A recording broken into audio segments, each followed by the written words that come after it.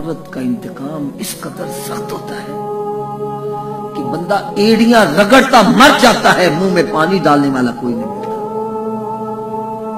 عورت کا انتقام کیا ہے؟ سنو، تمہارا خون جو اس کی گود میں پل رہا ہے، اس کے ذہن میں سلو پوائزننگ شروع کرے گی۔ بیٹا تیرا پیو بڑا ظالم سی، کھان میں کچھ نہیں دیتا تھا، اے دیکھ ڈنڈا اس سے مجھے مارا کرتا تھا، تیرے نانے کو تو گالیاں نکال رہی، نانی کو بہت برا کہتا تھا، یہ دیکھو مجھے مار مار کے اس نے یہ حجر کیا، میں نے تو بچوں کے لوگوں کے برتن صاف کر کر کے تمہیں پرورش کیا، میں نے تو رہنا ہی نہیں تھا، تمہاری خاطر میں نے زندگی ساری گالی۔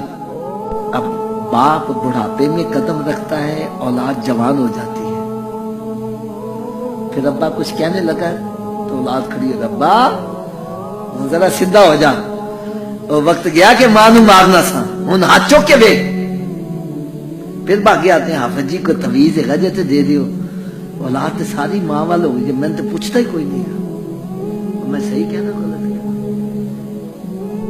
اگر یہی بیوی کے ساتھ بنا کر رکھی ہوتی، ارے عورت کے حقوق ادا کیے ہوتے، یہی عورت تیری اولاد سے کہتی جاؤ اپنے باپ کا رستہ دیکھو، وہ کہیں گے رستہ دیکھنے سے کیا ہوگا؟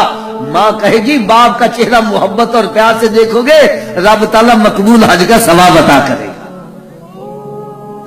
نبی پاک صلی اللہ علیہ وسلم نے شاہ فرمایا ماں کی گود پہلی تربیت گاہ ہے، ارے تو نے پہلی تربیت گاہ کو اپنا مخالف بنا لیا۔ اب سنو،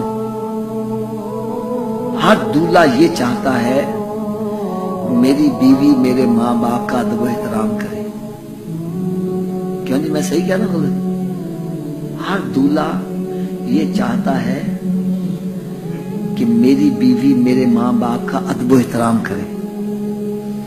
میں نے کہا اگر تم چاہتے ہو تیری بیوی تیرے ماں باپ کا ادب و احترام کرے، بیوی کے ماں باپ کا تو ادب و احترام کر، وہ خود ہی تیرے ماں باپ کے پاؤں دھو کر پیے گی۔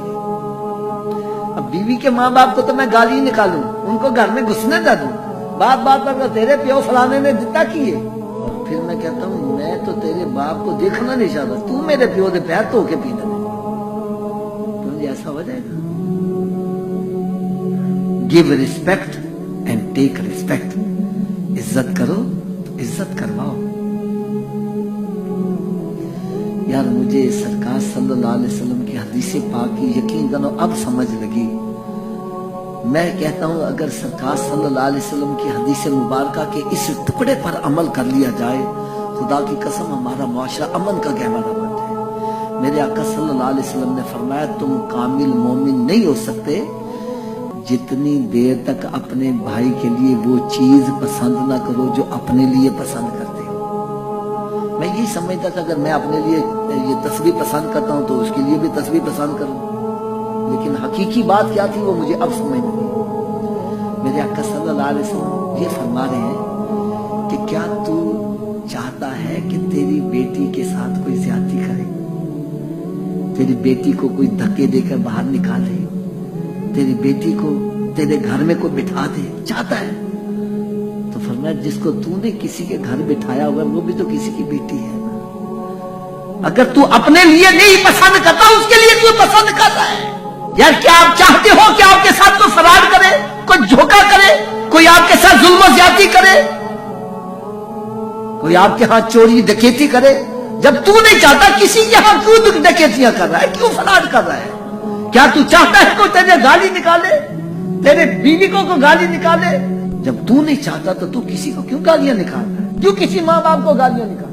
میں نے یقین جانو یہ محسوس کیا ہے، جو کسی کے ساتھ زیادتی کرتے ہیں جب ان کے اوپر وقت آتا ہے تو میں نے دیکھا اتھروں سے روتے ہیں، آنسوں سے روتے ہیں، پرساد حال کوئی نہیں ہوتا۔ ظلم کا انجام صحیح نکل آئے یہ ہو ہی نہیں سکتا۔ ظلم بھی ہو اور امن بھی ہو، کیسے امن ہوگا؟ گھروں میں لڑائی ہوگی۔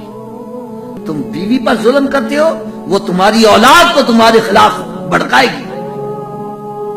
اور میں نے دیکھا کہ باپ بیٹے کے گلے پکڑا ہوا ہے، بلکہ اللہ تعالیٰ معاف کرے ایسے ایسے مقامات کہ اولاد اپنے ماں باپ کو قتل کر دیتے۔ ہم بنیاد نہیں صحیح کرتے۔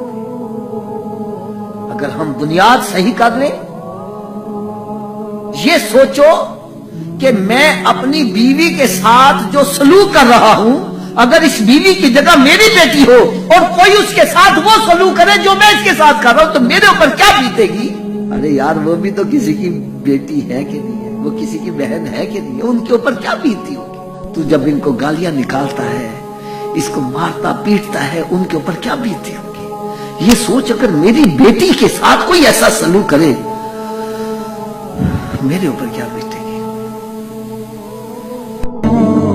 اچھی بات دوسروں تک پہنچانا صدقہ جاریہ ہے. ویڈیو زیادہ سے زیادہ شیئر کیجیے.